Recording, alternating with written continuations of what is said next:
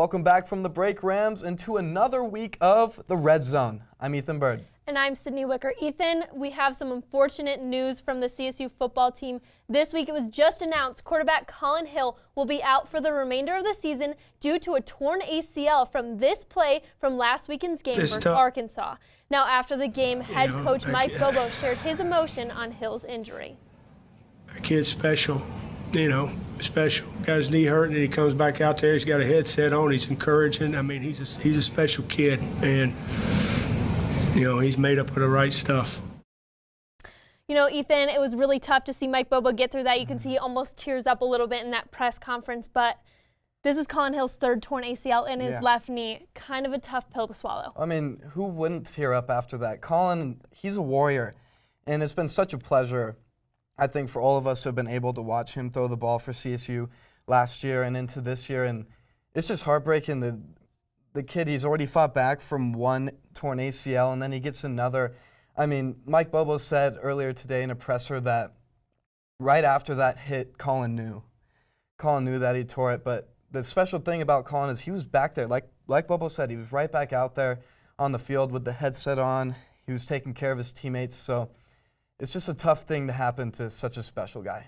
Yeah, absolutely. I know we heard from Coach Bobo today who spoke on this issue, and he said that he was in high spirits again at practice, out there trying to really motivate his players and his teammates. But, always sad news. He spent a lot of the offseason. He went to a Peyton Manning training camp where he was working with them and other great quarterbacks. So it's tough to see a guy who put this much effort and this much energy into the sport that he loves so much be in this injury spot again. Oh, yeah, and now there's uncertainty at the quarterback position for CSU.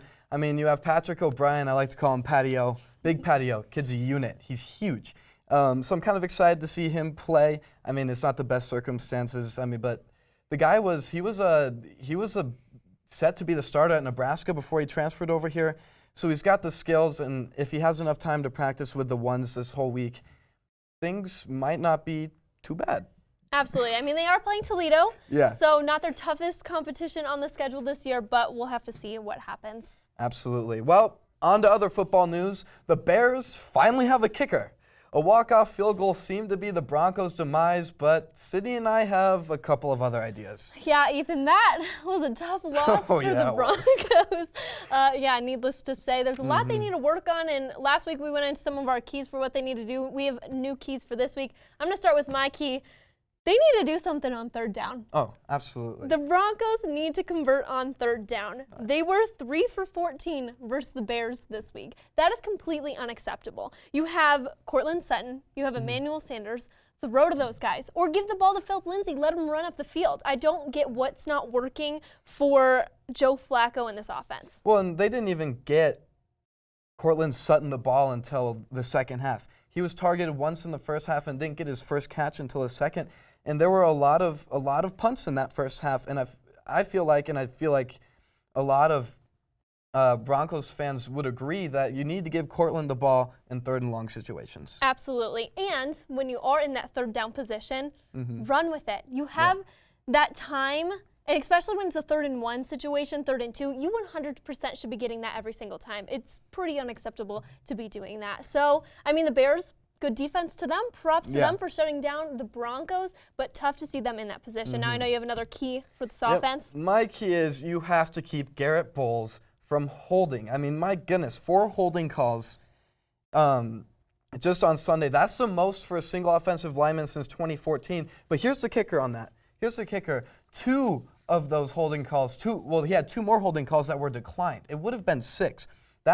That's a whole lot of yardage, and that's pretty unacceptable for a guy who's being paid millions of dollars to one, protect his quarterback, and 2, not cause penalties. And he hasn't done that. He has 26 accepted penalties in 34 career games, and that is just way too much. And after the game, I didn't really agree with what Bowles had to say. It was frustrating. I built a reputation for myself in this league of holding, and I disagree with it, to be honest. There's some calls I disagree with. I disagree with you, Garrett. You are a professional, and you should know what you're doing is against the rules. I couldn't get any tape on it, but if you watch any of those holding calls, he was either hooked around, and it was blatantly obvious. His hands were on the outside, and if you don't understand what you're doing wrong at this level, you might not belong at this level. I absolutely agree with you. I love Garrett Bowles as a person and as a human, but that's not okay to be doing that, and to have that many holds in a game is just completely unacceptable. And like we said before, you can't be relying on those penalties. You know, you can't rely on penalties to win you a football game. No. But now, Ethan, even with all this going on, there's 3 volleyball games this week. Oh, yeah. And we have another volleyball watch list for all of you, so who do we got to look out for? For myself, number 1, you got to look for Alexa Moliotis. She's really stepped up at the libero position. She was named the Mountain West Defensive Player of the Week last week and will be pivotal if the Rams want to keep their momentum going. Right here, you just see her get a sick pancake to keep the play going and score a point for the Rams.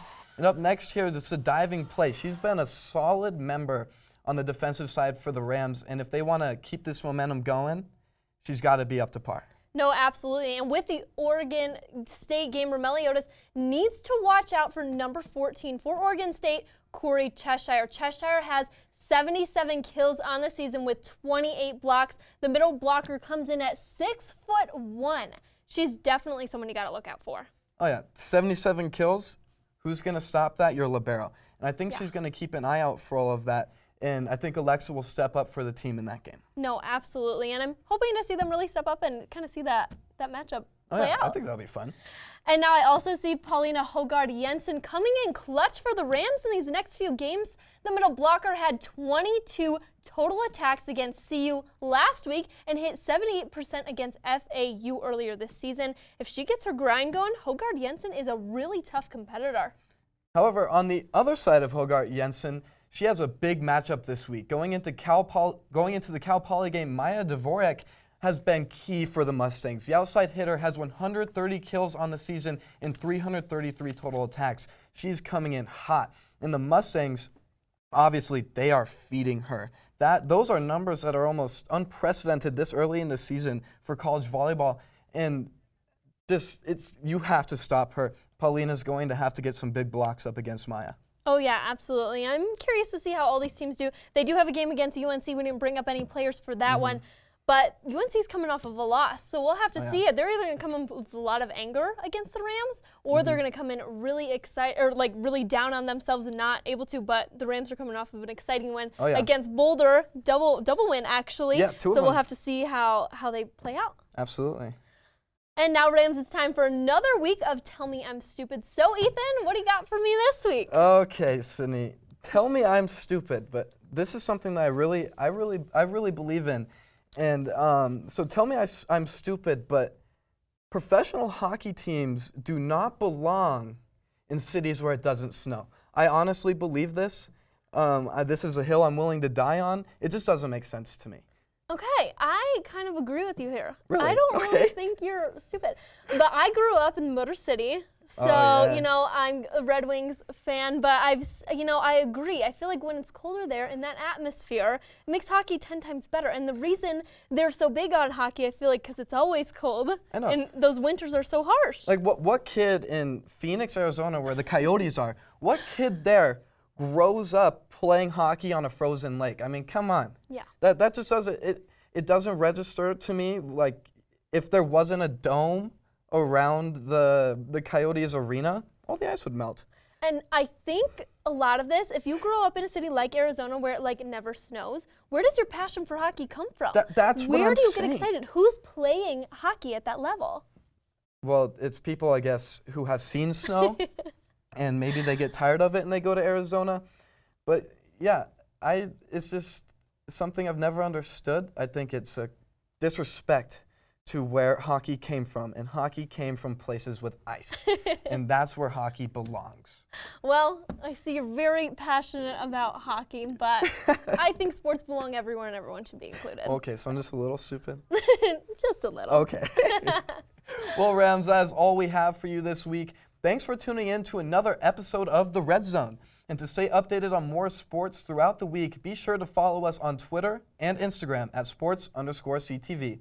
I'm Ethan Bird. And I'm Sydney Wicker, but stay tuned because Janae Hancock has the perfect workout for you. You don't want to miss it. Entertainment is coming up next.